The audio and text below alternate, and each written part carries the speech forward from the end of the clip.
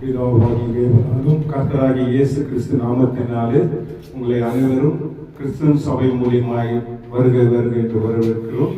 நாம் இப்பொழுது ஆராதிக்க வந்திருக்கும் ஆவியோடும் உண்மையோடும் அவரை தொழுது கொள்ள வேண்டும். இந்த அறிவான காலை பொழுது வாரத்தின் முதல் நாள் நம் தேவனை ஆராதிக்க வந்ததற்காக நன்றி. நேரத்தில் ஒரு சகோதரர் ஜபிக்கும்படி மிக பணியோடு கேட்டுக்கொள்கிறேன்.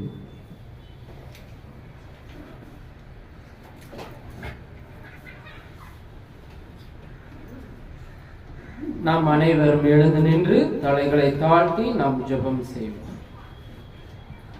பரலோகத்தில் வாசம் செய்கிற பரிசுத்த நல்ல பிதாவே, இயேசு கிறிஸ்து மூலியமாக உம்மை ஸ்தோத்திரிக்கிறோம். அப்பா பிதாவே, கடந்த நாள் முழுவதுமாய் உமது கண்ணின் மணியை போல எங்களை சுகபத்திரமாக பாதுகாத்து, இதோ கிறிஸ்துவின் சபையார் ஒவ்வொருவரும் முகமுகமாக சந்திக்கும்படி எங்களுக்கு ஜீவனையும் சுவாசத்தையும் கொடுத்து உம்மை மகிமைப்படுத்தும்படி எங்களை ஆசீர்வதிச்ச தயவுக்காக நன்றி தகப்பனே.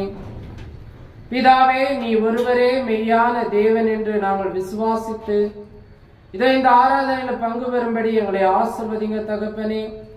உலகத்தின் வழிபாடுகளை விட்டு தகப்பனே உத்தமத்தோடு நீதியோடு பரிசுத்தத்தோடு வாழும்படி இந்த ஆராதனை நாங்கள் கேட்கிற ஒவ்வொரு வார்த்தை எங்கள் வாழ்க்கைக்கு பிரயோஜனம் உள்ளதாக எங்களை ஆசீர்வதிச்சு பலப்படுத்துங்க அப்பா. இதோ தகப்பனே, நாங்கள் உண்மை அப்பா பிதாவே என்று அழைக்கும் அந்த புத்திர ஸ்வீகார பாக்கியத்தை எங்களுக்கு தந்ததுக்காக நன்றி தகப்பனே. பிதாவே, இதோ ஆராதனையில் 5 அம்சங்கள் உண்டு, ஒவ்வொன்றும் விசேஷித்தமானது தகப்பனே. ஜெபமும் பாடலும் உம்முடைய செய்தியும் எங்கள் பாவத்துக்காக உமது குமாரன் தம்முடைய ஜீவனை கொடுத்தார். அந்த கர்த்தரின் பந்தியும் காணிக்கையும் நீர் ஆசீர்வதிச்சு பலப்படுத்துங்க அப்பா. இதோ தகப்பனே, யார் யார் சீக்கிரம் வரலையோ, ஏதாவது தடைகள் இருந்த எல்லாவற்றையும் நீக்கி அவர்கள் பரிபூர்ணமாக வந்து இந்த ஆராதனை பங்கு பெறும்படி நீங்கள் ஆசீர்வதிங்க தகப்பனே. ஆரம்பம் முதல் முடிவு வரை எங்களோடு இருந்து எங்களை வழிநடத்த வேண்டும் என்று எங்கள் மீட்பரும் மேய்ப்பரும் இரட்சகருமாய் இருக்கிற உமது நேசகுமாரன் இயேசு கிறிஸ்துவின் நாமத்தில் ஜெபிக்கிறோம் ஜீவனுள்ள நல்ல பிதாவே, ஆமென். ஜபித்த சகோதரருக்காக கிறிஸ்துவ சபை மூலமாய் வாழ்த்துக்களை சொல்கிறோம்.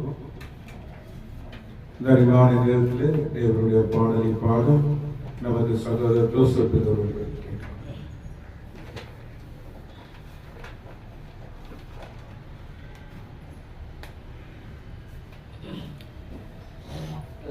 பாடலின் 30 நன்றியால் துதிப்பாடு என்ற பாடலை தேவனுக்கென்று நாம் மகிமைப்படுத்தி பாடுவோம். நன்றியால் துதிப்பாடு உன் தேவனே உள்ளத்தால் என்றும் பாடு. நன்றியால் துதிப்பாடு உன் தேவனே உள்ளத்தால் என்றும் பாடு. வல்லவர் நல்லவர் போதுமானவர், வார்த்தையில் உண்மை உள்ளவர். வல்லவர் நல்லவர் போதுமானவர், வார்த்தையில் உண்மை உள்ளவர். நன்றியால் துதிப்பாடு உன் தேவனே உள்ளத்தால் என்றும் பாடு. எரிகோ மதிலும் முன்னே வந்தாலும் இயேசு உந்தன் முன்னே செல்கிறார். எரிகோ மதிலும் முன்னே வந்தாலும் இயேசு உந்தன் முன்னே செல்கிறார்.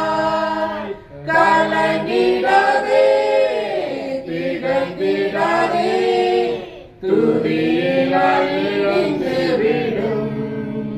கலங்கிடாதே திகைத்திடாதே, துதியினால் இணைந்து விடும். நன்றியால் துதிப்பாடு உன் தேவனே உள்ளத்தால் என்றும் பாடு. துன்மார்க ஏதுவான வெறி கொள்ளாமல் தேவராயத்தோடு என்றுமே. துன்மார்க ஏதுவான வெறி கொள்ளாமல் தேவராயத்தோடு என்றுமே. ஆவியினால் என்றும் நிறைந்தே சங்கீதம் கீர்த்தனம் பாடு. ஆவியினால் என்றும் நிறைந்தே சங்கீதம் கீர்த்தனம் பாடு. நன்றியால் துதி பாடு. உன் தேவனே உள்ளத்தால் என்றும் பாடு. சரீரம் ஆத்துமாவியானாலும் சோர்ந்து போகும் வேளையெல்லாம். சரீரம் ஆத்துமாவியானாலும் சோர்ந்து போகும் வேளையெல்லாம். துதி சத்தத்தால் உள்ளம் நிறைந்தால் தூயரின் வேதம் கிடைக்கும். துதி சத்தத்தால் உள்ளம் நிறைந்தால் தூயரின் வேதம் கிடைக்கும். நன்றியால் துதி பாடு. உன் தேவனே உள்ளத்தால் என்றும் பாடு. இன்னொரு பாடலை தேவனை மகிமைப்படுத்தி நாம் பாடுவோம். பாடலின் 63 பாடல் புத்தகத்திலே 63ஆம் பாடல். உன்னதமானவரின் உயர் மறைவினில் இருக்கிறவர் என்ற பாடலை தேவனை மகிமைப்படுத்தி நாம் பாடுவோம். உன்னதமானவரே உயர் மறைவினில் இருக்கிறவர், சர்வவல்லவரின் நிழலில் தங்குவார். இது பரமசிலாகியமே. சர்வவல்லவரின் நிழலில் தங்குவார். இது பரமசிலாகியமே. அவர் சேட்டையின் கீழ் அடைக்கலம் புகவே தன் சிறகுகளால் மூடுவார். அவர் சேட்டையின் கீழ் அடைக்கலம் புகவே தன் சிறகுகளால் மூடுவார்.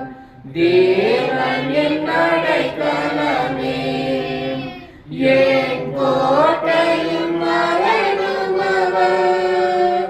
அவர் சத்தியம் பரிசயம் கேடகமா, என் நம்பிக்கையும் அவரே.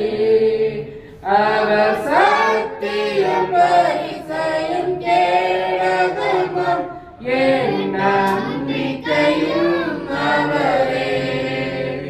அவர் சேட்டையின் கீழ் அடைக்கலம் புகவே தன் சிறகுகளால் மூடுவார்.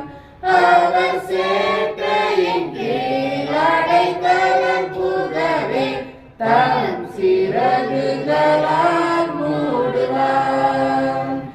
இரவில் பயங்கரத்திற்கும் பகலில் பறக்கும் அம்புக்கும், இருளில் நடமாடும் கொள்ளை நோய்க்கும் நான் பயப்படவே மாட்டேன்.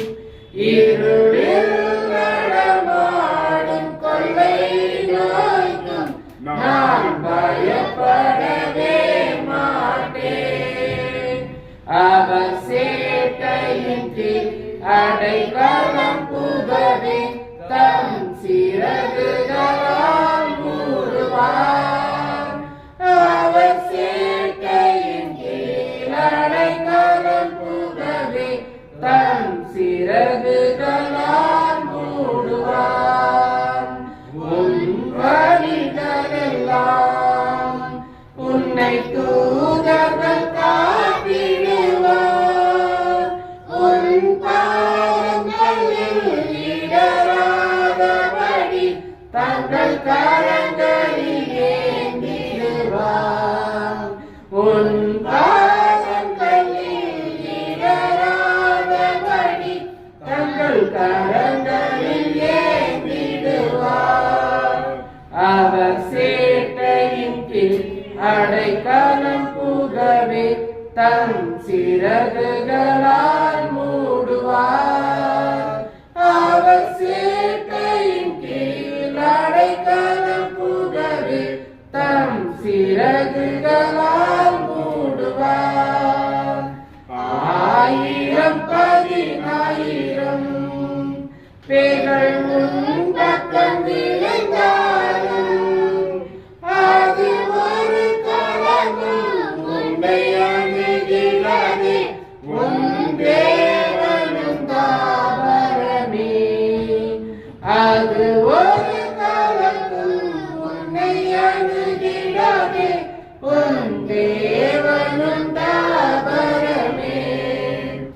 அவர் சேட்டையின் கீழ் அடைக்கலம் புகவே தம் சிறகுகளால் மூடுவார். அவர் சேட்டையின் கீழ் அடைக்கலம் புகவே தம் சிறகுகளால் மூடுவார். தேவன் உன் அடைக்கலமே. ஒரு பொல்லாப்பு உன்னை சேருமோ? ஒரு வாதையும் அணுகாமலே காத்திடுவார்.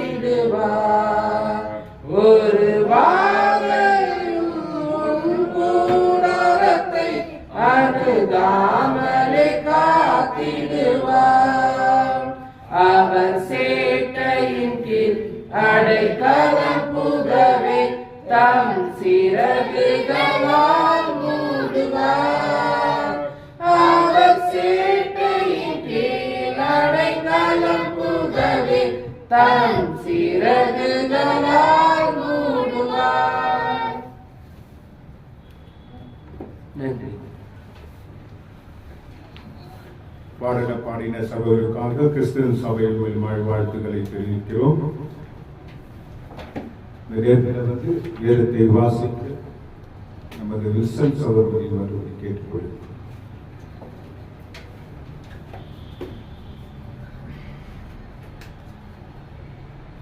பிரசங்கி 5ஆம் அதிகாரம் வசனம் 15 நாம் தியானிக்கிறோம். பிரசங்கி 5ஆம் அதிகாரம் வசனம் 15. தன் தாயின் கர்ப்பத்திலிருந்து நீர் நிர்வாணியாய் வந்தேன். வந்தபோதும் நிர்வாணியாய் திரும்ப போவேன். அவன் தன்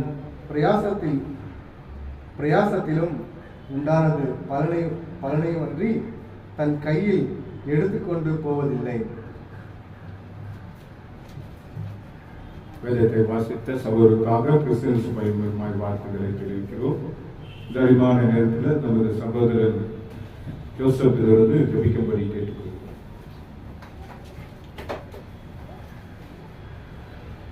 அனைவரும் எழுந்து நின்று தலைகளை தாழ்த்தி நாம் ஜெபம் செய்வோம்.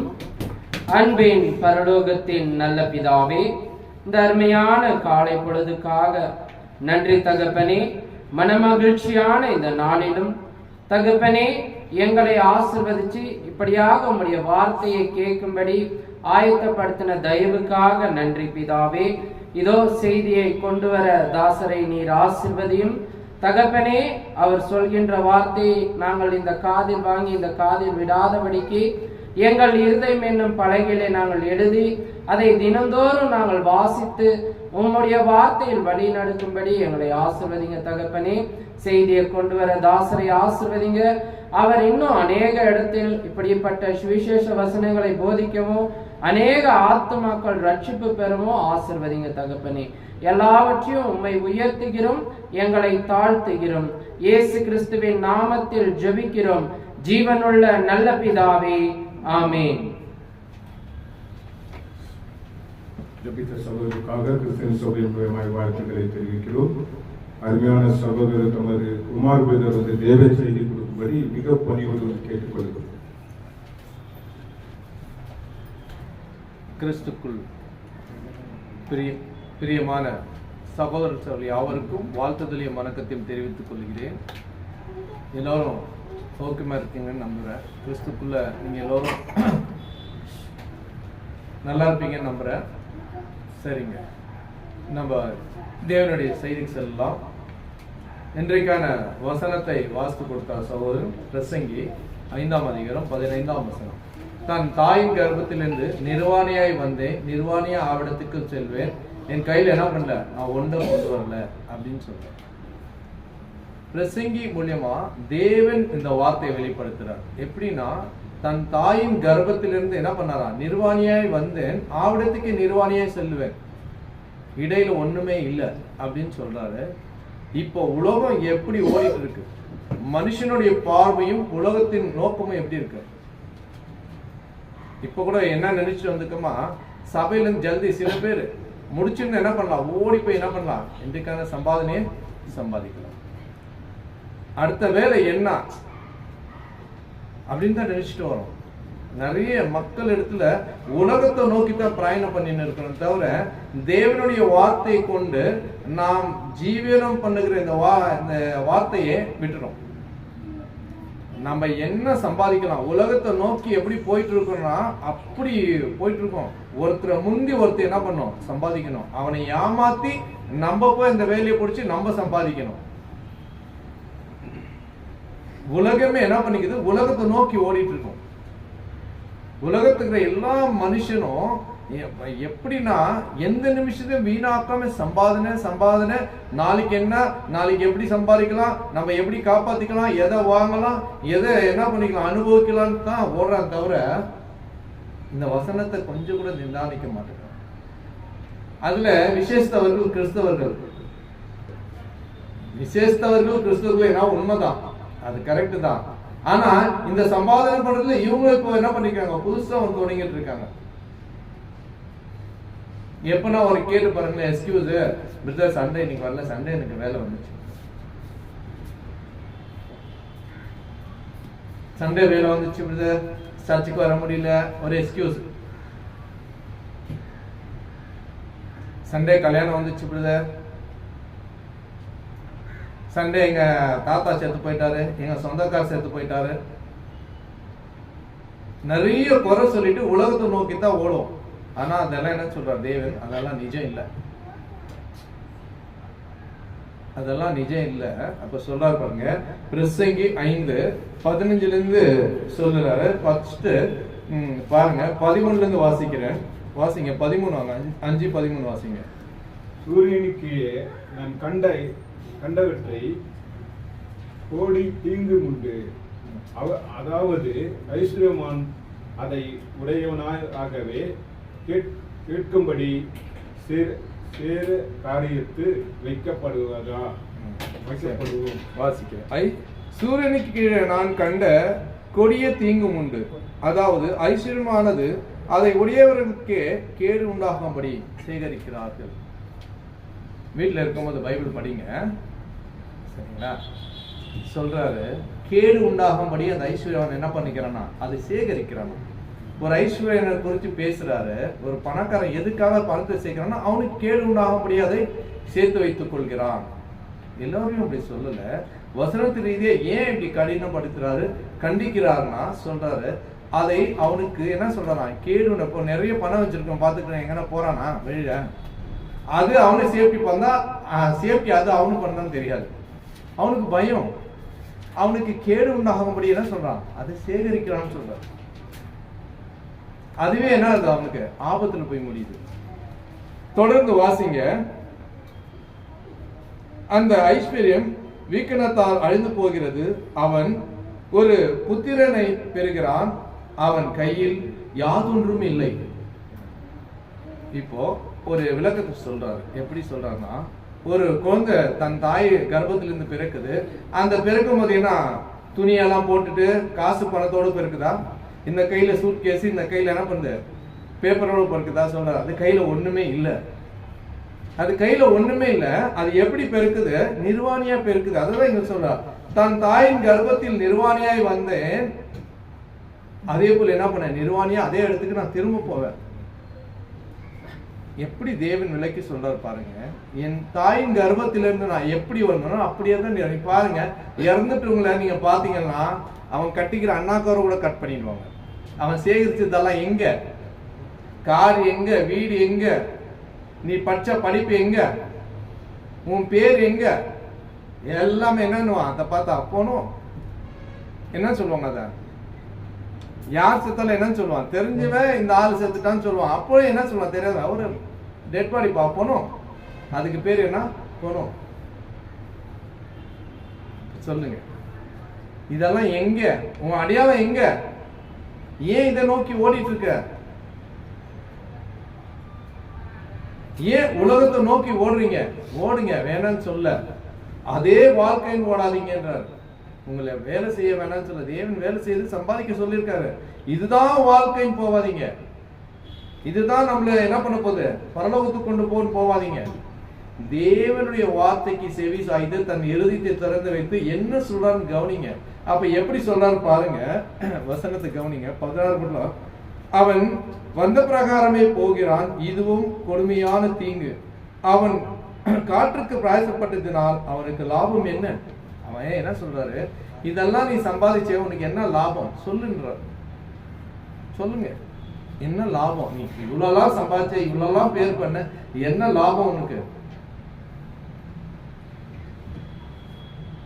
ஏன்னா நீங்க சத்தியத்தை சொல்றேன்னு சொன்னீங்கன்னா என்ன பண்ணுவாங்க, யாரும் காது கொடுத்து கேட்க மாட்டாங்க. ஏன்னா அது கடுமையான உபதேசமா. யாருப்பா ஒரு அவர் முள்ள போய் கேட்டுட்டு இருக்கிறாங்க? சத்தியத்தை சொன்னா ஓகே. சில பேர் என்ன பண்றாங்க, சத்தியம் சொல்றேன்னு வேற ஸ்டோரி சொன்னா எப்படி கேட்பாங்க? நம்ம தேவனுடைய வார்த்தையை சொல்லும் போது நம்ம 4 வசனம் சொன்னாலும் தேவன் அந்த வசனத்துக்கு என்ன சொல்றாரு, மனுஷன் செவி சாய்க்கிறான்னா செவி சாய்த்து அதை வீணிலே வழங்க கூடாதுன்னு சொல்றாரு. அந்த வார்த்தை வீணிலே போக கூடாது. அவன் கேட்கணும், அவன் இருதயத்துல தங்கணும். அந்த வார்த்தையினுடைய ஜீவனை பண்ண என்ன பண்ணும், முயற்சி எடுக்கணும். அப்பேற்பட்ட வசனங்களை நாம என்ன பண்ணணும், கொண்டு போய் ஜனங்க கிட்ட சேர்க்கணும். எல்லா வசனமும் உண்மை உள்ளது. நாம எப்படி அதை என்ன பண்றோம், பிரசன்ட் பண்றது தான் முக்கியம். தேவனுடைய வார்த்தையை நம்ம எப்படி பிரசன்ட் பண்றது தான் முக்கியம். ஏன்னா சத்தியத்தை சொல்றேன்னு சொல்லிட்டு என்ன பண்ணக்கூடாது, உலகத்தோட நம்ம ஒப்பிட்டு போகக்கூடாது. அதான் சொல்றாரு. இப்ப நிறைய மக்கள் இடத்துல அதுதான் இருக்கு, அதை தான் விரும்புறாங்க, அதை தான் விரும்பி போறாங்க. இப்பயும் நம்ம என்ன நினைக்கிறோம்னா, இப்ப இந்த சம்பாதனை குறித்து தான் யோசிக்கிறோம். நம்ம எப்படி இவரோட மேல போகலாம், எப்படி ஜோசப் பிரதர் மாதிரி நம்ம கார் ஓட்ட கத்துக்கலாம், எப்படி நம்ம சம்பாதிச்சு வரலாம் அப்படின்னு யோசிக்கிறோம். ஒருத்தரோட ஒரு கம்பேரிசன் பண்றோம். எப்படி சத்தியத்தை இவர் மாதிரி படிக்கலாம், இவர் மாதிரி நம்ம எந்திரிச்சு ஜெபம் பண்ணலாம்னு ஏன் யோசிக்க மாட்டேங்கிறோம்? ஏன் அதை செய்ய மாட்டேங்கிறோம்? ஏன்னா நம்ம உலகத்தோட என்ன பண்ணிக்கிறோம், ஐக்கியப்பட்டிருக்கோம். கேட்டா எங்க பொண்டாட்டி இப்படி எல்லாம் சம்பாதிக்க சொல்றது, எங்க மகனுக்காக நான் எப்படி சம்பாதிக்கிறேன், உனக்காக தேவன் ஜீவனை கொடுத்தது மறந்துட்டியா? அதை மறந்துட்டோம். அப்படிதானே சொல்றோம். தயவு செஞ்சு ஒருத்தர் மேல பழி போடுறதை விட்டுடுங்க. நமக்கான நேரத்தை தேவன் கொடுக்கும் போது ஒதுக்கிங்க. ஒதுக்கிட்டு சொல்ற பாருங்க, அதே பிரசங்கி 5:10 சொல்றாரு. 5:10 பாருங்க, வாசிங்க. பணப்பிரியன் பிரயாசத்தினால் திருப்தி அடைவதில்லை, செல்வப்பிரியன் செல்வத்தினால் திருப்தி அடைவதும் இல்லை, இதுவே மாயே. 11 வாசிங்க. பொருள் பெருகினாலும் அதை திணுகிறவர்களுக்கு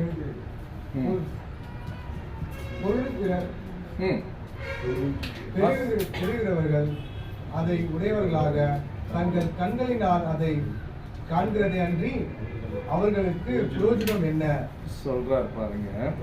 பணப்பிரியன் பணத்தினால என்ன பண்ண முடியாது, திருப்தி அடைய முடியாது. பணப்பிரியன் பணத்தினால் திருப்தி அடைவதில்லை, செல்வப்பிரியன் செல்வத்தினால் திருப்தி அடைவதும் இல்லை, இதுவும் மாயே. பொருள் பெருகினால் அதை திங்கிறவனும் பெருகிறான்.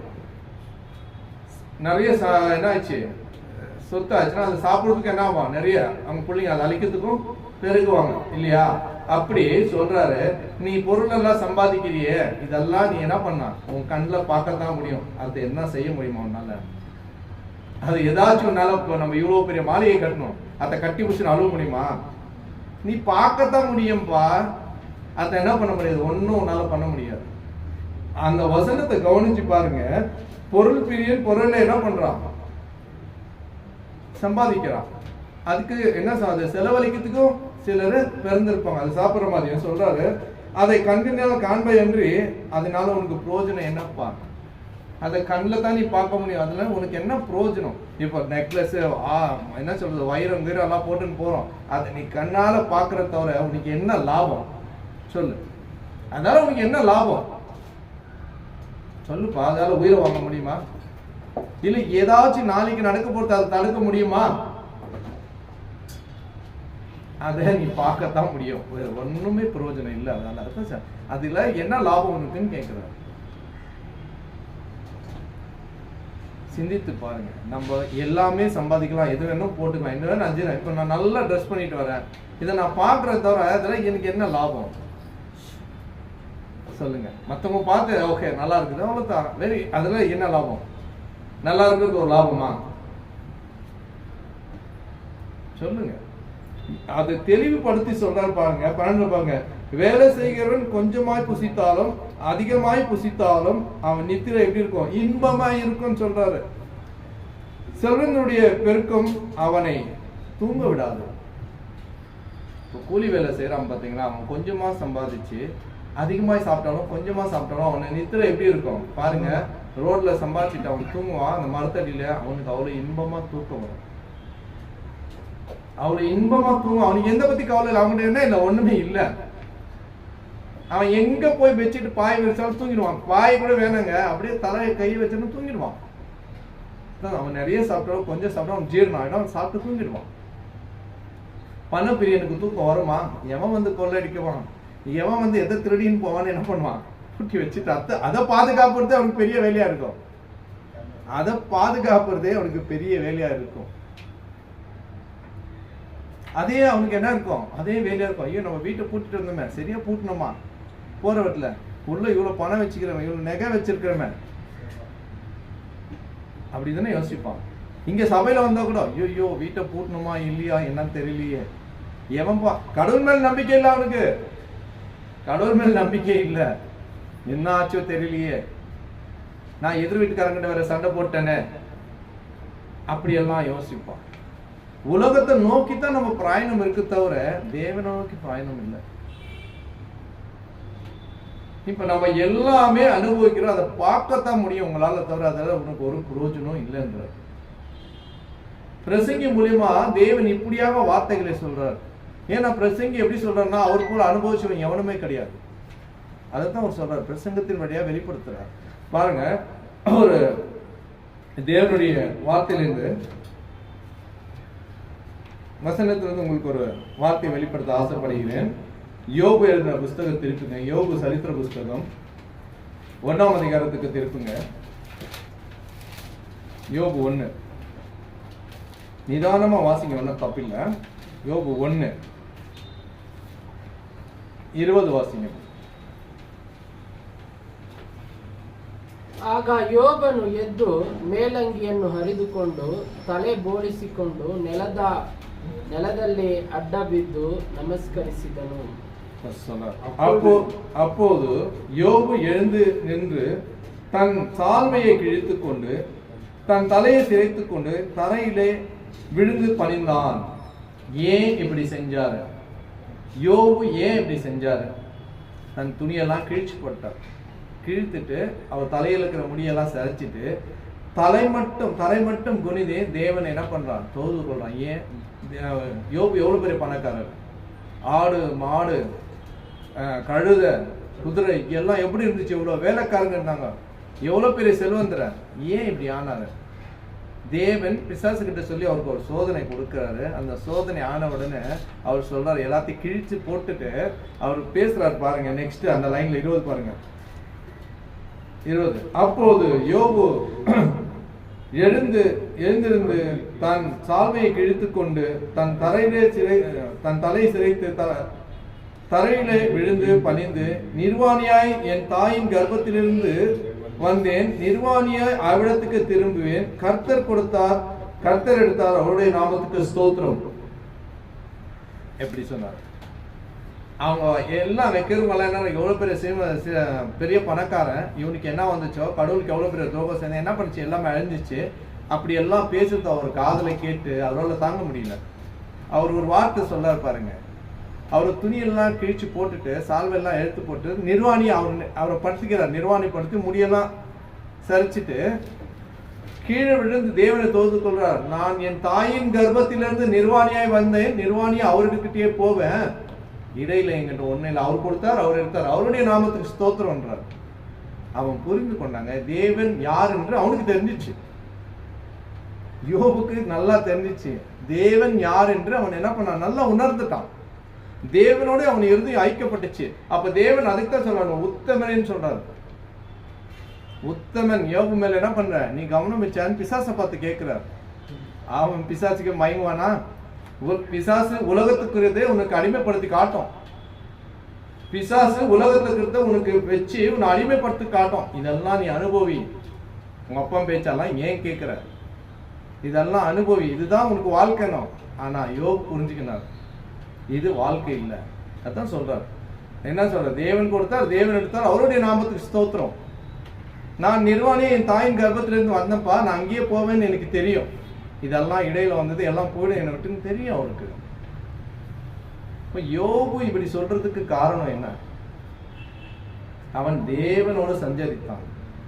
தேவன் கொடுத்தார், தேவன் எடுத்தார், தேவன் எப்ப வேணா என்ன வேணும் செய்வார். அவனுக்கு தெரிஞ்சிச்சு தேவன் தான் என்ன பண்றாரு, ஆசீர்வாதத்தை கொடுக்கிறாரு. ஒரு மனுஷன் வாழ்வதற்கு எல்லா காரியங்களும் அவர் தான் செய்யறாரு. அவரை தேடினா போதும்ன்றான். அவன் புரிஞ்சுக்கலாம். இதுதாங்க மனுஷனோட வாழ்க்கை. யோபு சரித்திர புஸ்தகத்தை சொல்றாரு பாருங்க. நான் என் தாயின் கர்ப்பத்திலிருந்து நிர்வாணியாய் வந்தேன், நிர்வாணியா அந்த இடத்துக்கே நான் போவேன்னு எனக்கு தெரியும். அவர் கொடுத்தார், அவர் எடுத்துக்கொண்டார், அவருடைய நாமத்தை சொல்றார். இதுல இடையில எந்துன்னு சொல்றதுக்கு என்ன இருக்கு? ஒண்ணுமே இல்லையே. என் கையின் பிரயாசத்தினால எதுவும் நான் சம்பாதிக்கலையே. அதுதானே பிரசங்களை சொல்றாரு அவரு. நான் எப்படி யாது ஒன்றும் நான் என் கையில எடுத்துட்டு வரலையே. நீ எடுத்துட்டு வந்தா சொல்லலாம், உங்க அம்மா வயதுல இருந்து நான் இதெல்லாம் எடுத்துட்டு வந்தேன்னு சொல்லலாம். நீ இதை ஒண்ணுமே இல்லையா, அம்மனமா வந்திய. இதெல்லாம் தேவனுடைய வார்த்தையை சொல்றாரு, இப்படி பேசுறாரு. நாம என்ன பண்றோம்னாக்கா, எந்த ஒரு பிரயாணம் பண்ணாலும் என்ன சம்பாதிக்கலாம், என்னத்தை நோக்கி ஓடுறோம். உலகம் எதை நோக்கி ஓடிட்டு இருக்கு? டெக்னாலஜி நோக்கி ஓடிட்டு இருக்கு.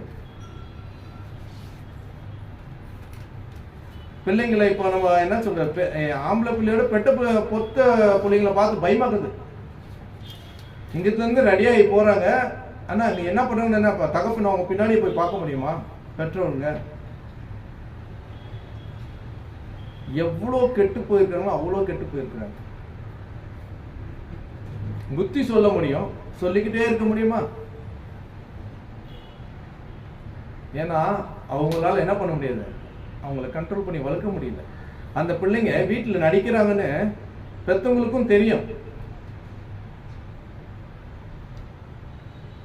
நம்ம பிள்ளைகளை பாதுகாக்கணும், தேவனுடைய வசனத்தை சொல்லி கொடுத்து வளர்க்கணும். அப்பதான் அவங்க என்ன பண்ணுவாங்க, அந்த சிறு வயதில் கற்றுக்கொள்றது அவங்க எவ்வளவு பெருசானாலும் மறக்க மாட்டாங்க. அது என்ன பண்ணுவோம், காசு போனாலும் உதவாது. உங்ககிட்ட இருக்கிற முறையில் என்ன பண்ணுவாங்க, உன்னோட ஃப்ரெண்ட்ஷிப் பண்ணி உங்கள்கிட்ட கொடுங்கறதுக்கு தான் பார்க்குவாங்க. ஆனா தேவனுடைய வசனத்துக்கு தான் நீ நியாயமா என்ன பண்ணுவ, நடப்ப. அந்த ஞானம் யாராலையும் உங்ககிட்ட இருந்து வாங்கவே முடியாது. அப்பேற்பட்ட ஞானம் தேவனுடைய ஞானம். அதை பெற்றுக்கொள்ளுகள், உலகத்திலே வாழ்வான், அதுக்குள்ளதையும் பார்த்துக் கொள்வான். பாருங்க, இன்னொரு வசனத்தை அதே யோபு சொல்றாரு பாருங்க. யோபு 8 எடுங்க. யோபு 8ஆம் அதிகாரம் 9ஆம் வசனத்தை வாசிங்க. எவ்வளவு தெளிவா சொல்றாரு பாருங்க இந்த வார்த்தையை. 8:9. நாம் நேற்று உண்டானவர்கள் ஒன்றும் அறியும் சொல்றார். நம்ம எல்லாம் நேற்று, அவர் சொல்றார், யோபு எவ்வளவு வருஷத்துக்கு முன்னால தேவனுடைய வார்த்தை இது. நாமெல்லாம் நேற்று பிறந்தவங்க, நமக்கு பூமி மேல் நடக்கிறது ஒன்றும் தெரியாது. எவ்வளோ சிம்பிளான ஒரு வார்த்தை சொல்றாரு. நம்ம எல்லாம் நேற்று பிறந்தவங்க, நம்மளுக்கு கடவுளை பத்தி என்ன தெரியும், உலகத்தை பத்தி என்ன தெரியும்? நமக்கு என்ன சொல்றாரு, நாம் நேற்று உண்டானவர்கள் ஒன்றும் அறியும், பூமியின் மேல் நாம் நம்முடைய நாட்கள் நிழல் போல் இருக்கிறது. பூமியில நம்மளுடைய வாழ்க்கை எப்படி இருக்குதுன்னா ஒரு நிகழ் போல இருக்குது. நிகழ்னா உங்களுக்கு தெரியுமா? எவ்வளவு பேருக்கு தமிழ் தெரியும்? நிழல் என்ன தெரியுமா? சூரியன் அது மேல விழுந்த உடனே ஒரு நிமிஷம் அங்க நிக்குமா? அது சும்மா அப்படி போறதுக்குள்ள அது அப்படி போயிடும். ஒரு செகண்ட் அந்த நிகழ் போடும். அப்படி இருக்குது அவனுடைய வாழ்க்கைன்னு சொல்றாரு. அப்படி ஒப்பிட்டு பேசுறாரு. என் வாழ்க்கை அப்படி இருக்கு, என்னுடைய உயிருக்கு கேரண்டி இல்லப்பா. நம்ம எல்லாம் நேத்து பிறந்தவங்க, அதுல என்ன நம்ம கண்டுபிடிக்க முடியும்? தேவனுடைய அந்தகாரத்தை நமக்கு தெரியுமா? அவருடைய ஆலோசனை நமக்கு தெரியுமா? அவர் எவ்வளவு வல்லமை உள்ளவர், அவர் என்ன செய்வார்னு யாருக்கு தெரியும்? என் வாழ்க்கை இப்படி இருக்குதுன்றாரு, என் நிழல போல இருக்கிறது. இப்போ அவரு 2000 வருஷத்துக்கு முன்னாடி இந்த யோபு சரித்திர புஸ்தகத்துல குறிப்பிட்டு சொல்றாரு. யோபு அவர் சொல்றாரு பாருங்க, அந்த வசனத்தை பாருங்க, நல்லா கவனிச்சு பாருங்க. சொல்றாரு, நாம் நேற்று உண்டானவர்கள். நம்மெல்லாம் நேற்று உண்டானவங்க. அவரு அங்க சொல்றாரு, நமக்கு எப்படி இருக்கு பாருங்க. நமக்கு என்னங்க தெரியும் கடவுளை பத்தி? தேவனுடைய வார்த்தை எவ்வளவு புடமிடப்பட்ட தங்கத்துக்கு ஒப்பா இருக்கிறது. நம்ம வார்த்தைய என்ன சொல்றோம்னா அனாவசியமா விட்டுறோம். நம்ம எல்லாம் நேற்று உண்டானவங்க. நமக்கு பூமியில நடக்கிறது நமக்கு என்ன தெரியும்? தேவன் என்ன செய்ய காத்திருக்கிறார் யாருக்கு தெரியும்? நம்மளுடைய வாழ்க்கை ஒரு நிழலை போல இருக்கிறது. சூரியன் உதிக்கும் போது இருப்போம், சூரியன் மறையும் போது நம்ம இருக்க மாட்டோம். எவ்வளவு பெரிய வாழ்க்கை எப்படி போகுதுன்னு யாருக்கு தெரியுமா? தெரியாது. அப்போ இந்த நேரத்தை நீங்க என்ன பண்ணுங்க, வீணாக்காதீங்க. இந்த நேரத்தை என்ன பண்றீங்கன்னா ரொம்ப வீணாக்கிறோம். தேவனுடைய நேரத்தை நம்ம வீணாக்கும் போது தேவன் என்ன பண்றாரு? வருத்தப்படுற.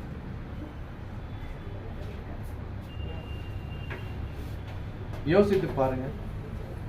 இப்ப நம்ம உலகத்தை நோக்கி ஓடுறோமா இல்லையா?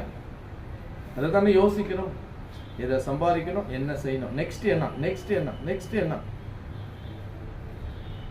பாருங்க, அதே வார்த்தையை ஆண்டவராகிய இயேசு கிறிஸ்து எப்படி பேசுறாரு பாருங்க. மத்தேயு சுவிசேஷம் 8ஆம் அதிகாரம்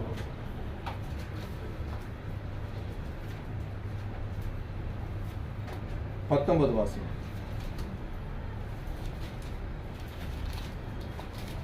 அப்பொழுது வேதபாரகர் ஒருவன் வந்து, போதகரே, நீர் எங்கே போனாலும் உம்மை பின்பற்றி வருவோம் என்றார். பாத்தியா? இப்போ ஆண்டவராகிய இயேசு கிறிஸ்து கூட இவருக்கு என்ன இருக்குது? நன்மையான காரியங்கள் கிடைக்குது. ஒரு வேதபாரகர் சொல்றாரு, நீங்க எங்க போனாலும் உங்க பின்னால வருவேன் ஆண்டவரே. அவர் நினைச்சிருக்கிறாரு, அவர் உலகத்தோட ஒப்பிட்டு இருக்கிறாரு. ஆண்டவராகிய இயேசு கிறிஸ்து இங்க போக மாட்டாரு. அவருக்கு தெரியாது இல்ல இயேசு கிறிஸ்து என்ன எதுக்காக வந்துக்கிறாருன்னு. நீங்க எங்க போனாலும் உங்க பின்னால வருவேன் ஆண்டவரே அப்படின்னு ஒரு வேதபாரகர் சொல்ற. அதுக்கு இயேசு கிறிஸ்து என்ன பதில் சொல்றாரு பாருங்க. அதற்கு இயேசு, நரிகளுக்கும் புலிகளும் ஆகாயத்து பறவைகளுக்கும் கூடும் உண்டு, மனுஷகுமாரனுக்கோ தலை சாய்க்க இடமில்லை என்றார். எப்படி சொன்னார் பாருங்க. ஏன் அவன் புரிஞ்சுக்கிறேன், இந்த உலகத்துல என்ன இல்ல, இந்த உலகத்துக்குரியவன் நான் அல்லப்பா. இந்த உலகத்துல ஏதோ என்ன பண்ண சேர்த்து வைக்கல நானு சொல்றாரு. ஆகாயத்து பறவைக்கு என்ன இருக்குது? கூடு இருக்குது. குழிக்கு நரிக்கு என்ன இருக்குது? ஒரு குழி பதுங்கிறதுக்கு ஒரு இடம் இருக்கு. மனுஷகுமாரன் தலை சாய்க்க என்ன இல்ல, இடம் இல்ல. அவன் அதை உணர்ந்து கொள்ளணும் தான் அப்படி சொல்றாரு. அவன் உணர்ந்து கொள்ளணும். இது நமக்கு நிரந்தரம் இல்லைன்றதை அவருக்கு வெளிப்படுத்தி சொல்றாரு. ஆகாயத்து பறவைக்கு என்ன பண்ணுது? மரத்துல கூடு இருக்கு. நரிக்கு பதுங்கிறதுக்கு ஒரு குழி இருக்குது. மனுஷகுமாரன் தலை சாய்க்க இடம் இல்லப்பா அப்படின்னா இந்த உலகத்துல அவருக்கு இடம் இல்லையா? அவர் அதை குறிச்சு சொல்லல. உலகம் நமக்கு சொந்தம் இல்ல. பூமிக்குரிய வாழ்க்கையை நம்ம வாழ வரல. இதை நீ புரிஞ்சுக்கோ. என் பின்னாடி வந்து உனக்கு நன்மையாக வரும். எது? பரலோகத்தின் ராஜ்யத்தின் நன்மை கிடைக்கும். நீ பூமிக்குரிய ஆதாயத்துக்கு என்ன பண்றத? பின்தொடராத, என்னை பின்பற்றாத, அப்படி பின்பற்றாதன்றார். நீ ஆவிக்குரிய காரியங்களை என்னை பின்பற்றினால் என்னை பின்பற்றி வர முடியும். நீ இந்த பூமிக்குரிய ஆதாயத்துக்காக என்னை பின்பற்றினா என்ன சொல்றாரு? எனக்கு தலை சாய்க்க கூட இடம் இல்லப்பா, என்ன பின்பற்றி வர என்று அவன் எழுதித்தை அவரை வச்சு பார்க்கிறாரு. அவன் எப்படி புரிந்து கொண்டு இருக்கிறாங்க யோசித்து பாருங்க. நம்ம எப்படி போயிட்டு இருக்கோம்? நம்மளுடைய பிரயாணம் எப்படி போயின்னு இருக்கு? எல்லா காரியங்களும் பீச்சரை தான் யோசிக்கிறோம். எல்லா நாளையும் உயரமானது யோசிக்கிறோம். ஆண்டவரை இயேசு கிறிஸ்து சொல்ற ஒவ்வொரு வார்த்தையும் பாருங்க. இப்ப ஆபிரகாம் என்னன்னு அறிவிச்சிருக்கிறார்? ஆபிரகாம் தன்னை பரதேசி என்று அறிவித்து இருக்கிறார் இல்லையா? ஆபிரகாம் பரதேசின்னு சொல்லலையே. ஏன் அப்படி சொன்னாரு? பூமியை தாங்கக்கூடிய அளவுக்கு தேவன் அவருக்கு ஆசீர்வாதத்தை கொடுத்து ஆஸ்தியை கொடுத்தாரு. ஏன் அப்படி சொன்னாரு? அவர் உலகத்தை நோக்கி அவர் பேசல, தேவனை புரிந்து கொண்டார். அவர் சொல்றாரு, என்னோட பிரயாணம் இருக்கு, பரலோகத்தை நோக்கி பிரயாணம் பண்ணி கொண்டிருக்கிறேன். அந்த பரதேசத்துக்கு போறதுக்காக தான் அவரை பரதேசின் என்று சொல்லிக்கிறார். அவர் மட்டும் இல்ல, நிறைய பெரிய மோசையும் சொல்றாரு. அவர் என்ன சொல்றாரு? பரதேசின்னு ஏன் சொல்லிக்கிறார்னா பரம தேசத்தை நாடி போறாரு. எபிரேயர் புஸ்தகத்தை சொல்றாரு அதுக்கான விளக்கத்தை. பரம தேசத்தை நாடி போறதுனாலதான் தன்னை பரதேசி என்று என்ன பண்ணிக்கிறாரு? அறிவிச்சு கொண்டார். பூமி தாங்க முடியாத அளவுக்கு ஒரு சொத்து இருக்க, ஏன் அவர் அப்படி அவர் அறிவிச்சுக்கிறாரு? அதுதான் தேவனுடைய, ஏன்னா தேவனோடு சந்தேகிக்கிறவங்க அது தேவன் அவருக்கு வெளிப்படுத்துவார். இதெல்லாம் ஒண்ணு இல்லைன்னு அவருக்கும் தெரியும்.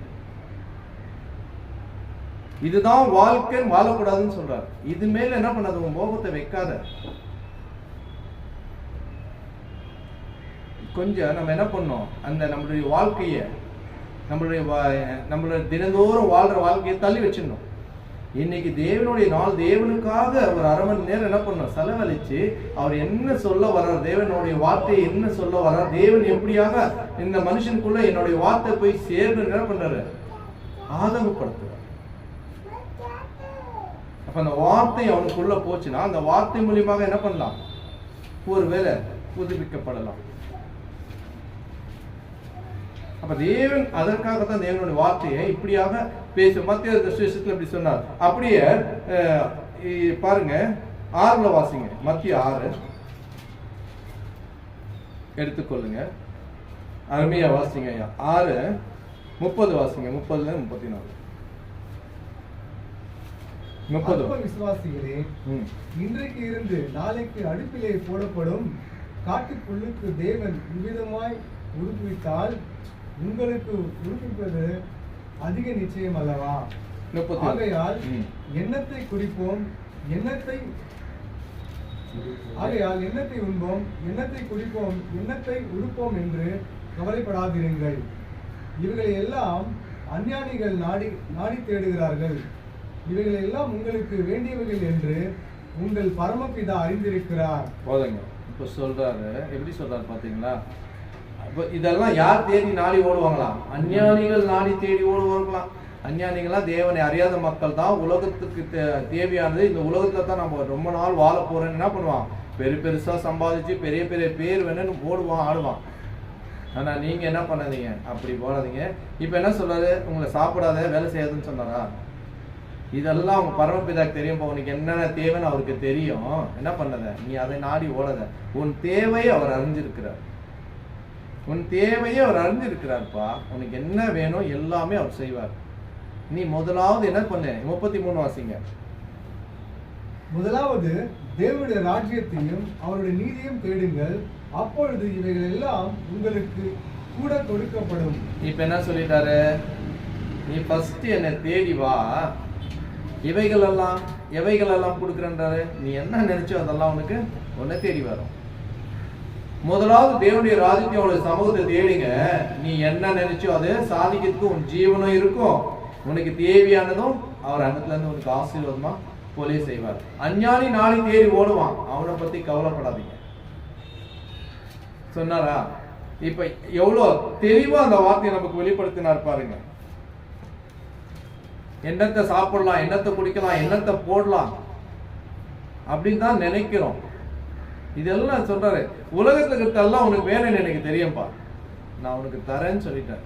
முதலாவது என்னுடைய ராஜ்யத்தின் சமூகத்தை தேடு, மற்றதெல்லாம் உங்களுக்கு கூட கொடுக்கப்படும். மற்றது என்றால் எல்லாமே, உன் வேலையும் சரி, உன் படிப்பும் சரி, எல்லாமே உனக்கு என்ன பண்ண போறோம்? கூட கொடுக்கப்படும். மனுஷன் மாதிரி சிந்திக்காத. நம்ம எல்லாம் எப்படி இருக்கோம் தெரியுமா? உலகத்துக்கு விசிட்டர்னா தெரியுமா உங்களுக்கு? ஒரு பிரயாணப்பட்டு ஒரு டெல்லிக்கோ பாம்பேக்கோ போறோம்னு வச்சுக்கோ, ஊருக்கு போறோம். அப்ப என்ன பண்ணுவோம்? நம்ம ஊருக்கு போறோம், அங்க போயிட்டு அங்கேயே நம்மளோட பர்மனெண்ட் இடமா, அங்க பார்த்துட்டு திரும்ப நம்ம இருந்த இடத்துக்கு வந்துருவோம். அப்ப பரவாயில்ல, நம்மள என்ன பண்ணிக்கிறார்? தேவன் உண்டாக்கி நீ போய் என்ன பண்ணு, பூமியில இருக்கிறதெல்லாம் பாரு, அனுபவி. ஆனா அதை என்ன பண்ணாது, அதுக்கு அடிமைப்பட்டு போயிடாத. அது நிரந்தரம் இல்ல. நீ ஒரு விசிட்டரை தான் வந்து திரும்ப என்ன பண்ண போற, அதே இடத்துக்கு போயிடுவ. அதுதான் சொல்றாரு, நான் நிர்வாணியாய் வந்து நிர்வாணியா அவ்விடத்துக்கு திரும்ப போவேன். அதைத்தான் சொல்றாரு. நம்ம ஒரு வழிபோக்கனுங்க, தமிழ்ல சொல்றாங்க, நம்ம ஒரு வழிபோக்கன் வந்துட்டோம், திரும்ப எங்க வந்து அங்கத்துல தானே போனோம். புரிஞ்சுக்குங்க, அதைத்தான் சொல்றோம். நம்ம ஒரு வழிபோக்கன் போல வந்திருக்கிறோம். நம்ம வேலை முடிஞ்சவொன்னு நம்ம போயிடுவோம். அப்போ இந்த வேலை செய்கிறவர் யார்? நமக்கு கொடுக்கப்பட்டிருக்கிற வேலையை கொடுப்பவர் யார்? பரலோகத்துக்கிற தேவன். நீ என்ன செய்யணும், எப்படி வாழணும், நீ என்னை தேடினால் உனக்கு என்ன நன்மை உண்டாகும். அந்த பூமியில நீ என்ன பண்ற, நீ போனவன் என்ன பண்ற, இந்த பூமியோட ஐக்கப்பட்டனாலும் நீ என்ன பண்ற, இன்பப்படுற. ஆனா பூமிக்குள்ள காரியங்கள் பிசாசுடையவர். அந்த காரியங்களை என்ன பண்றான், அவன் உன்னை மயக்கிறான். பொருளை காமிச்சு மயக்கிறான், பணத்தை காமிச்சு மயக்கிறான். சில வாலிப பிராயச பசங்களுக்கும் சில வயதான என்ன பண்றான், பெண்களோட மயக்கம், பொல்லாதவைகளோட இச்சைகளோட மயக்கத்தோட என்ன பண்றோம், தேவனை விட்டு விலகிதான் போக என்ன பண்றோம், முயற்சி எடுக்கிறோம் இல்லையா? உலகத்தோடு நம்ம ஒப்பிட்டு போனா இப்படி ஆயிடுவோம். தேவனை நோக்கி பயணித்தால் ஆபிரகாம் எப்படி சொன்னாரு அப்படி சொல்லுவோம், யோபு எப்படி சொன்னாரு அப்படி சொல்லுவோம். ஆனா நம்ம என்ன பண்றோம், உலகத்தோட தான் பயணப்பட ரொம்ப இஷ்டப்படுறோம். ஏன்னா அது என்ன இருக்கு, இன்பமா சந்தோஷமா இருக்கு. தேவனுடைய வார்த்தை எப்படி இருக்கு, ரொம்ப கஷ்டமா இருக்கு. அப்படியே இருக்கு.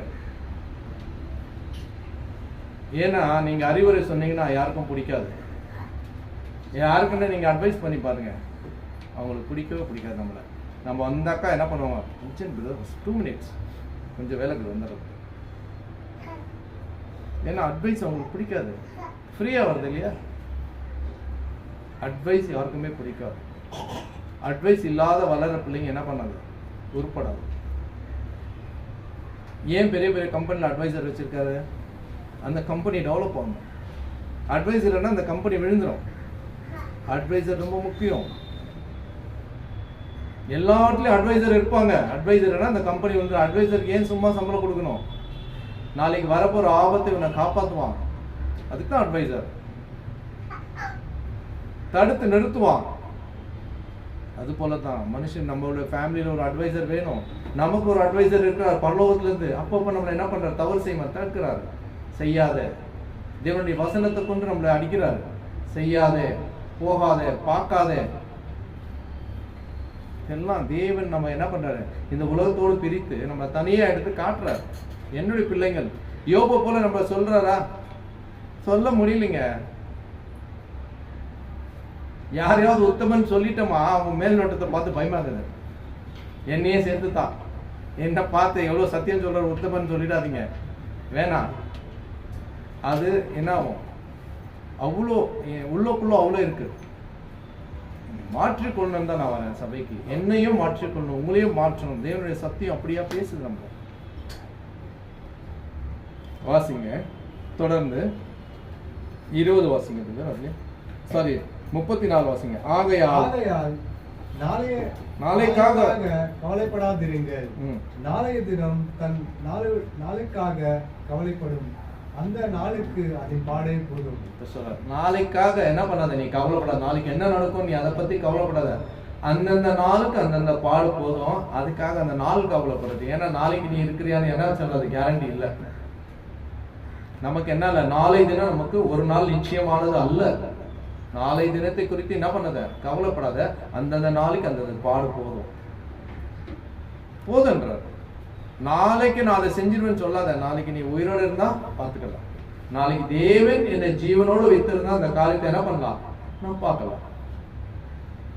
நாளை குறித்து இன்றைக்கு என்ன பண்ணாத, பெருமை பாடாத. நாளைக்கு தினம் நாளைக்கு பார்த்துக்கலாம். அன்றன்றைய தினத்தோட பாடு அதுக்கே போதுன்றாரு. தொடர்ந்து 1 யோவான் 2ஆம் அதிகாரத்தை திருப்பிக் கொள்ளுங்க. 2 வசனத்தை சொல்லி நான் சொல்றேன். 1 யோவான் 2ஆம் அதிகாரம் 16ஆம் வசனத்தை கவனிங்க. ஏனெனில் மாம்சத்தின் இச்சையும் கண்களின் இச்சையும் ஜீவனத்தின் பெருமையும் உலகத்தில் உள்ளவைகளாகவும் பிதாவினால் உண்டானவைகள் அல்ல, அவைகள் உலகத்தினால் உண்டானவைகள். சொல்றார் பாருங்க, என்னென்ன சொல்றாருன்னா, தெளிவா சொல்றாரு, மாம்சத்தின் நிச்சயம், கண்களின் நிச்சயம், ஜீவனத்தின் பெருமையும் எங்க இருக்கிறது? உலகத்தில் இருக்குதுங்க. இந்த மாம்சத்தை குறித்து இச்சையா என்ன நல்லா இருக்கிறாருப்பா, நல்லா சூப்பரா ட்ரெஸ் பண்ண நல்லா இருக்கிறாருப்பா, அந்த அம்மா எவ்வளவு அழகா இருப்பா அப்படின்றது இங்க கண்களின் நிச்சயம், மாம்சத்தின் நிச்சயம் அங்க போகுது. ஜீவனத்தின் பெருமை எப்படி பேசுறோம்? எவ்வளவு பேர் பணக்காரன் வந்தான்ப்பா, அவரை உட்காரவை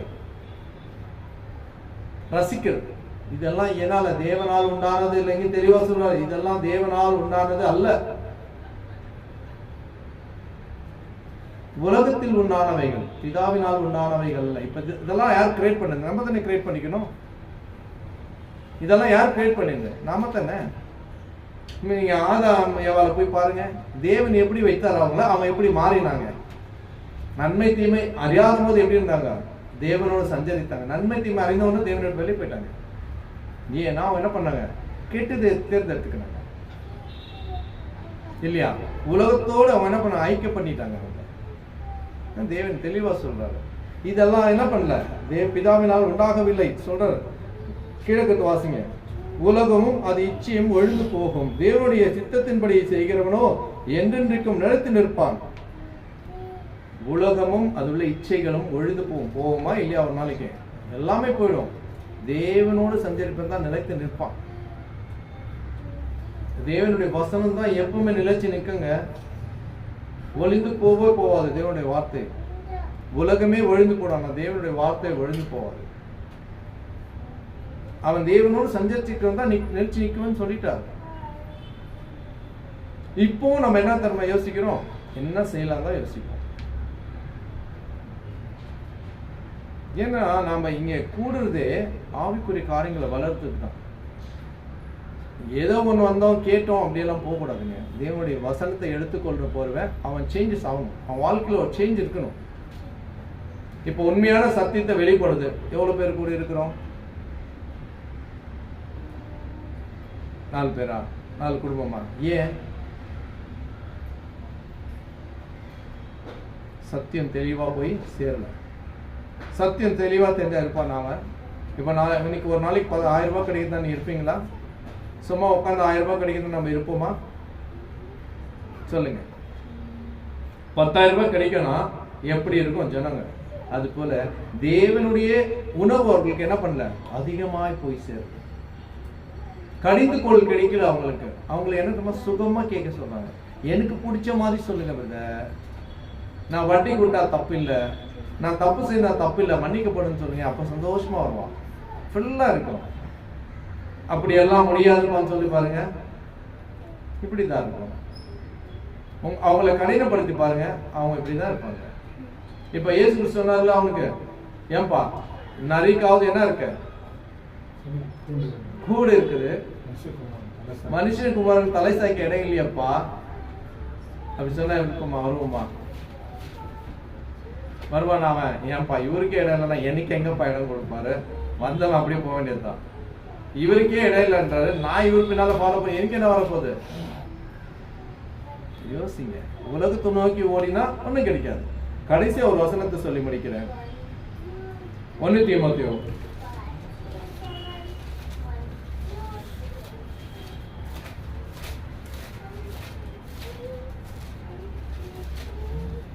6ஆம் அதிகாரத்துக்கு திருப்பிக் கொள்ளுங்க. 1 தீமோத்தேயு 6ஆம் அதிகாரம் 6 வாசிக்கிறது.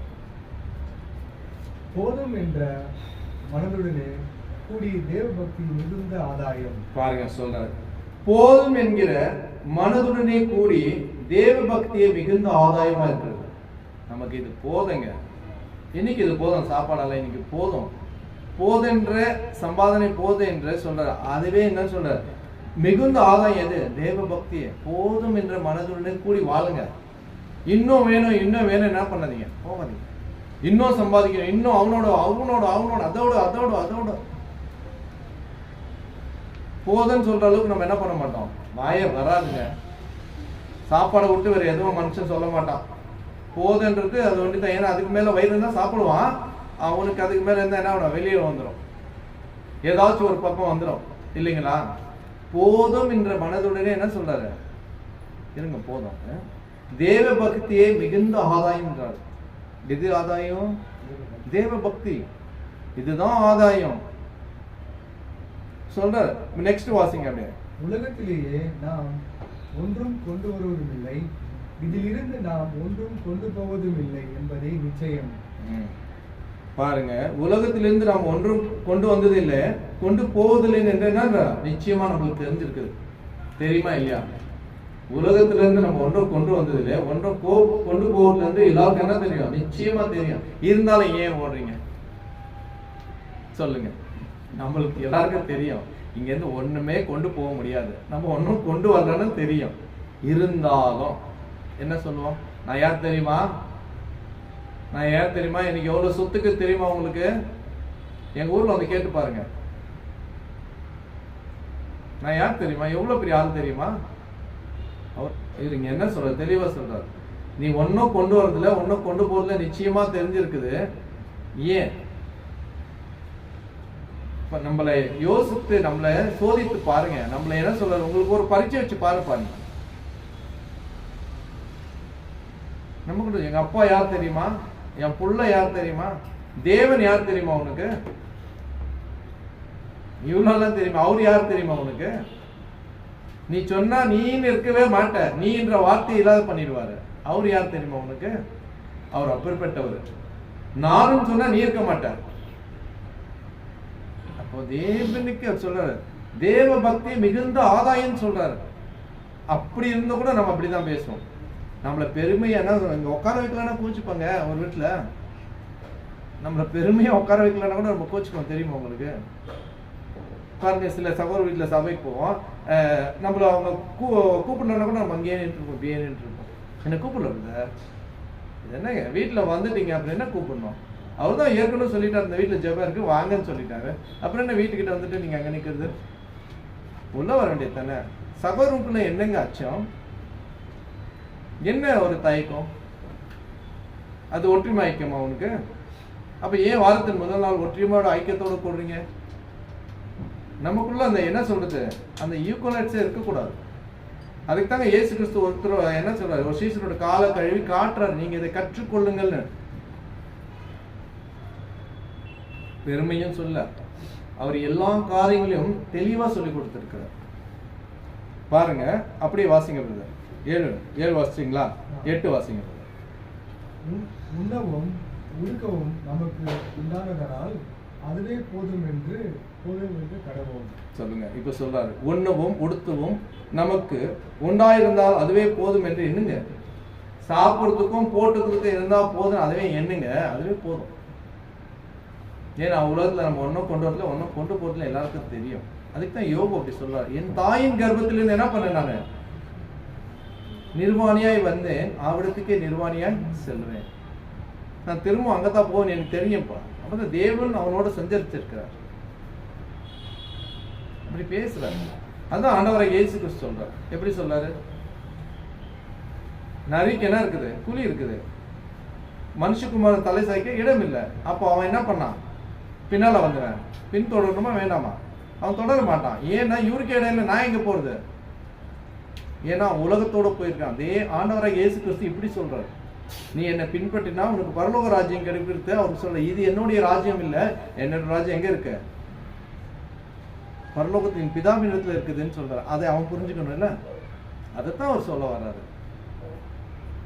நிறைய மக்கள் இடத்துல இன்றைக்கு இதுதான் ஓடிட்டு இருக்கு. உலகத்தோட தான் என்ன பண்ணிருக்கோம்? சஞ்சரித்துட்டு இருக்கோம். தவிர தேவனோட சஞ்சரிக்க என்ன பண்றோம்? பின்வாங்கி போறோம். பின்வாங்கி தான் போறோம். உங்க வார்த்தையை கேட்ட என்னங்க கிடையாது, போங்க வர. நான் என்ன பண்ணலாம்? யூடியூப்ல பாத்துக்கலாம். என்ன பண்ணலாம்? யூடியூப்ல பாத்துக்கலாம். ஏங்க அவ்வளோ தூரம் 100 ரூபாய் செலவழிச்சு வரணும்? உன் ஜீவனை காப்பாத்திக்கணும்ப்பா. தேவனுடைய வார்த்தையை கேட்கணும், ஜீவனை காப்பாத்திக்கணும். தேவனை என்ன பண்ணுவோம்? தேடணும். இதுதான் நம்ம வாழ்க்கையில் நம்ம செய்ய பெரிய ஒரு மகா பெரிய பாக்கியம். என்னன்னா அவரை தேடுதான். எதையே தேடி போறோம், அவரை தேடி வரதான் பாக்கியம். அவர்கிட்ட இருந்து வர அந்த வார்த்தை தான் பாக்கியம். அதுதான் உங்களை என்ன பண்ண போகுது? உன் வாழ்க்கையை மாற்ற போகுது. நாளைக்கு என்ன நடக்க போகுது? அதுதான் உன்னை மாற்ற போகுது. நீ என்ன ஆகணும்னு அவர் என்ன பண்ணிக்கிறார்? டிசைட் பண்ணி வச்சிருக்கிறார். நீ உலகத்தோடு என்ன பண்ணாத? சஞ்சரிக்காத. உலகத்தை நோக்கி ஓடாத. என்ன நோக்கி வாழ்றார். அதுதான் சார் முதலாவது என் ராஜ்யத்தின் சமூகத்தை தேடுங்கள், இவைகளெல்லாம் உனக்கு கூட கொடுக்கப்படும். எவைகளெல்லாம் நீ கேட்டதெல்லாம் உனக்கு கூட கொடுக்கும் இல்லைங்களா? இப்ப சொல்லுங்க, நாம எப்படி இருக்கிறோம்?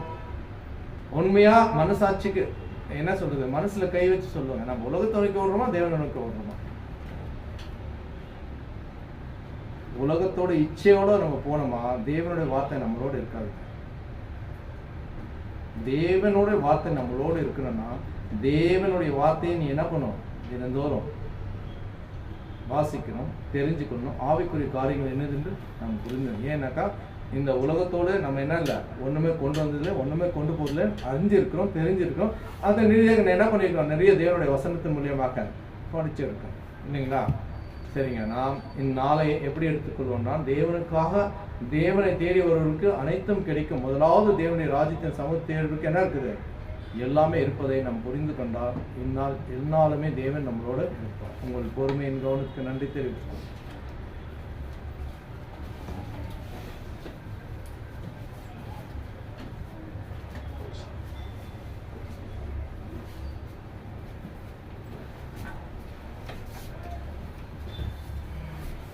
அருமையான மெசேஜை கொடுத்த விதர்களுக்கு நன்றி செலுத்துகிறோம். அது சொல்ல நம்ம தாயின் வயிற்றில் நிர்வாணமா வந்தோம், நிர்வாணமா போகிறோம். ஒன்னு எத்தனை போக போகிறதில்ல நம்மளோட வாழ்க்கையில. பார்க்க சொல்ல யோபு சொல்றது போல, நான் என் தாயின் வயிற்றில் நான் நிர்வாணமா வந்தேன், நிர்வாணமா போகிறேன். வருஷம் நான் எது எத்தனை வந்ததில்லை, போசல எது எத்தனை போகிறதில்ல. நம்ம எவ்வளோ உற்சாகமான வார்த்தை. ஆனா நம்ம எதை தேடணும், முதலாவது தேவனோட ராஜ்யத்தையும் ஒரு நீதியும் தேடுங்கள். இப்போ நம்ம இந்த உலகத்தில் எது தேடணும்னா தேவனோட ராஜ்யத்தை நம்ம தேடணும். இந்த அருமையான மெசேஜ் கிட்ட குமார் குருதேவருக்கு நன்றி சொல்கிறோம். அந்தோர் கல்வாரியில் என்ற பாடல் புத்தகத்திலே 189 போட்டிருக்கு, இல்லை 8 சரி. நம்ம கர்த்தரின் பந்திக்காக பாடலை ஏறெடுக்கும் தேவனுக்கென்று. அந்தோர் கல்வாரியில் அருமை இரட்சகரே சிறுமை அடைந்தே தொங்கினார், சிறுமை அடைந்தே தொங்கினார். அந்தோர் கல்வாரியில் அருமை இரட்சகரே சிறுமை அடைந்தே தொங்கினார், சிறுமை அடைந்தே தொங்கினார். மகிமை மாட்சிமை மறைந்திருந்தோராய் கொடுமை குருசை தேர்ந்தெடுத்தாரே. மகிமை மாட்சிமை மறைந்திருந்தோராய் கொடுமை குருசை தேர்ந்தெடுத்தாரே. மாயலோகத்தோடொழியாது தூய கல்வாரியின் நன்மை அடைந்திடவே. மாயலோகத்தோடொழியாது தூய கல்வாரியின் நன்மை அடைந்திடவே. அந்தோர் கல்வாரியில் அருமை இரட்சகரே சிறுமை அடைந்தே தொங்கினார், சிறுமை அடைந்தே தொங்கினார். அழகுமில்லை சௌந்தர்யமில்லை அந்த கேடுட்டார் எந்தனை மீட்க. அழகுமில்லை சௌந்தர்யமில்லை அந்த கேடுட்டார் எந்தனை மீட்க. பல நிந்தைகள் சுமந்தாலுமே 10,000 பேரியும் சிறந்தவரே. பல நிந்தைகள் சுமந்தாலுமே 10,000 பேரிலும் சிறந்தவரே. அந்த கல்வாரியில் அருமை இரட்சகரே சிறுமை அடைந்தே தொங்கினார், சிறுமை அடைந்தே தொங்கினார். அதிசயம் இது இயேசுவின் தியாகம், அதிலும் இன்பம் அன்பரின் தியானம். அதிசயம் இது இயேசுவின் தியாகம், அதிலும் இன்பம் அன்பரின் தியானம். அதை எண்ணியே நீதன் வாழுவேன், அவர் பாதையை நான் தொடர்ந்தேகிடவே. அதை எண்ணியே நீதன் வாழுவேன், அவர் பாதையை நான் தொடர்ந்தேகிடவே. அந்த கல்வாரியில் அருமை இரட்சகரே சிறுமை அடைந்தே தொங்கினார், சிறுமை அடைந்தே தொங்கினார். தொடர்ந்து கர்த்தரின் பந்தியல் வழிநடத்தும்படி வின்சென்ட் பெதரை சபையின் சார்பாக அழைக்கிறேன்.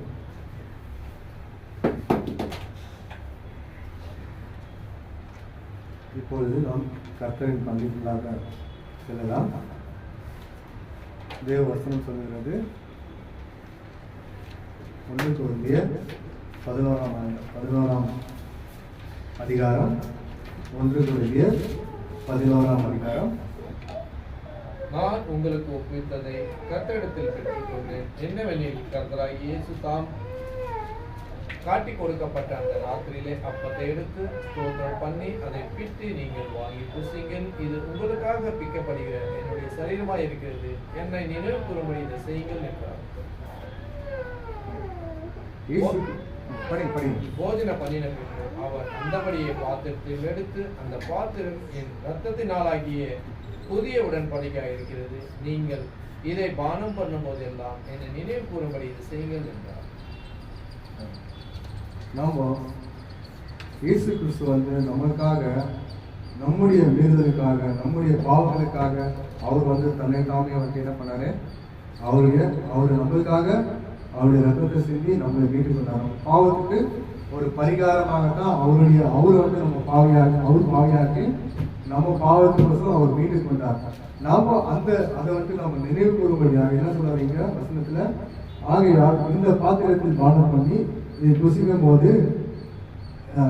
போதெல்லாம் கர்த்தர் வருமளவு அவரை மரணத்தை தெரிவிக்கிறீர்கள் என்ன சொல்றாரு. நம்ம இதை புசிக்கும் போது, இதை நம்ம பானம் பண்ணும்போது நம்ம அவர் வருமளவு நம்ம இதை நினைவு கூறணுமா. அதனால்தான் நம்மளுக்கு வாரத்தில் முதலாவது நாள் நம்ம சபை கூடி நம்ம இதை புசிக்கிறோம். இதனால் இந்த நேரத்தில் நம்ம அவருடைய மரணத்தை நினைவு கூறுவோமாக.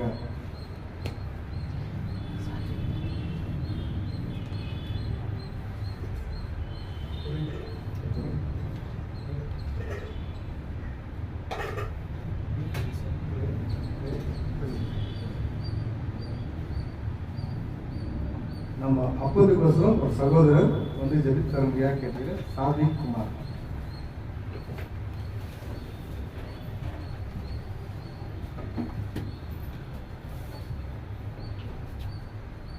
ஜெபிக்கலாம்.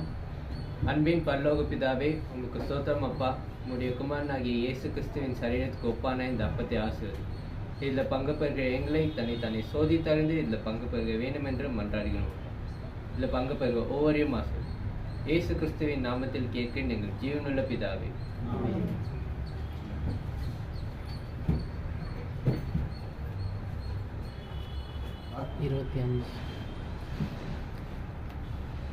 பின்பு போதனம் பண்ணிய பின்பு அவர் அந்தபடியே பாத்திரத்தை எடுத்து, இந்த பாத்திரம் என் ரத்தத்தினாலாகிய புதிய உடன்படிக்கையாகிறது, நீங்கள் இதை பானம் பண்ணுவதெல்லாம் என்னை நினைவு கூறும்படி செய்யுங்கள். இப்பொழுது நாம் இதை பானம் பண்ண முடியாது நினைவு கூறுவோம். அதுக்கோசரம் சபையின் ஊழியர் ஜோசப் ஜெபிக்க முடியாது கேட்போம்.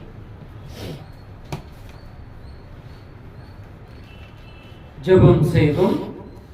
அன்பின் பரலோகத்தின் பரிசுத்த நல்ல பிதாவே, இதோ உம்முடைய குமாரனாகிய இயேசு கிறிஸ்து எங்களுக்காக அந்த கல்வாரி சிலுவையில் மரிப்பதற்கு முன்பாக அவர் எத்தனையோ பாடுகள் பட்டார். தகப்பனே, அவரை சாட்டையால் அடித்தார்கள், அவர் மாமிசம் கிழிக்கப்பட்டது. அந்த மாம்சத்துக்கு மாதிரியாக வைத்த அப்பத்தை நீங்கள் ஆசீர்வதிச்சது போல தகப்பனே எங்கள் பாவங்களும் எங்கள் அக்கிரமங்களும் மன்னிக்கும்படி அவர் சிந்தின இரத்தத்துக்கு மாதிரியாக வைத்திருக்கிற திராட்சை ரசத்தை ஆசீர்வதிங்க. இயேசு கிறிஸ்து நாமத்தில் ஜெபிக்கிறோம் ஜீவனுள்ள நல்ல பிதாவே, ஆமென்.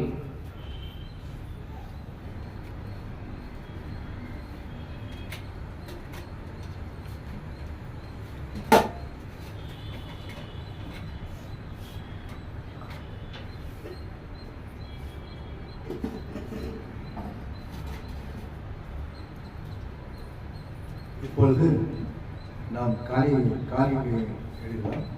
காணிக்கை வேத வசனமே சொல்லுன்னா, ஒருவன் கட்டாயம் அல்ல விசுரமாயும் அல்ல தன் மனதிலே நியமித்தபடி கொடுக்கப்படுவான்.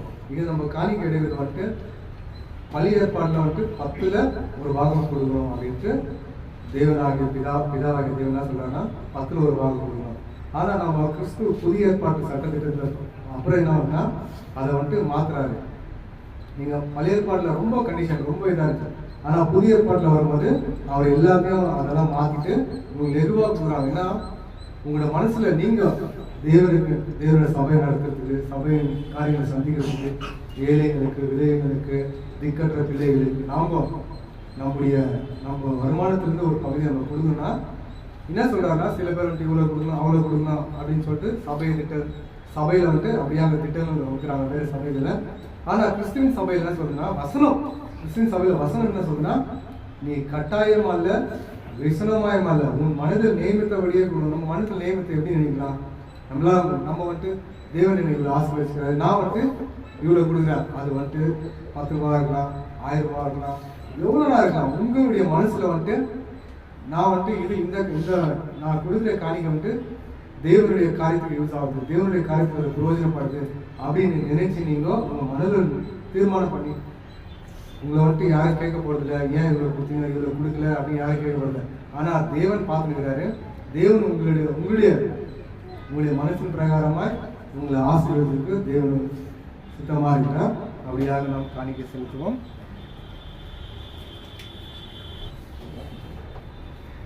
கொடுத்த கரங்களை தேவன் ஆசீர்வதிப்பாராக. இந்த காணிக்கைக்காக சகோதரன் ராஜன் ஜெபித்தார் கேட்கிறோம்.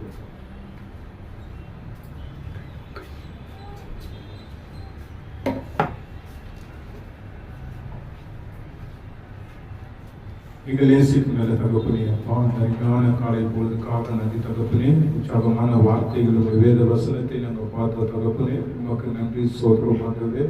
வானத்தையும் பூமிக்கும் சகலத்தையும் படித்த சிருஷ்டித்த சர்வ வல்லமுள்ள தேவனே, அப்பா உமக்கு நன்றி சோதரம். அப்பா, வாரம் முழுவதும் எங்களுக்கு நல்ல பலத்தை கொடுத்து நல்ல வருமானங்களை கொடுத்து எங்களை ஆசீர்வதித்த தேவனே, அப்பா, கரங்களை நீங்கள் ஆசீர்வதிக்கும்படி இடம் கொள்ளா மட்டும் உன்னை நான் ஆசீர்வதிப்பேன் என்று சொன்ன தேவனே, அவங்களெல்லாம் நீங்கள் ஆசீர்வதிக்கும்படி கர்த்தரும் இரட்சகருமா இருக்கிற இயேசு கிறிஸ்து நாமத்தினால் ஜெபிக்கிறேன் நல்ல தகப்பனே, ஆமென்.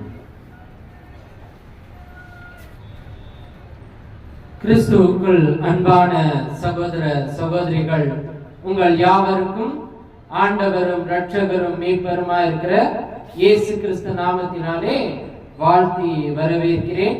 தேவன் இம்மட்டுமாய் இந்த நாளை பரிசுத்த ஆராதனையாக ஆராதிக்கும்படி நம் அனைவரையும் ஆசீர்வதித்தார். அதற்காக முதல் தேவனுக்கு நம்ம நன்றிகளை ஏறெடுப்போம்.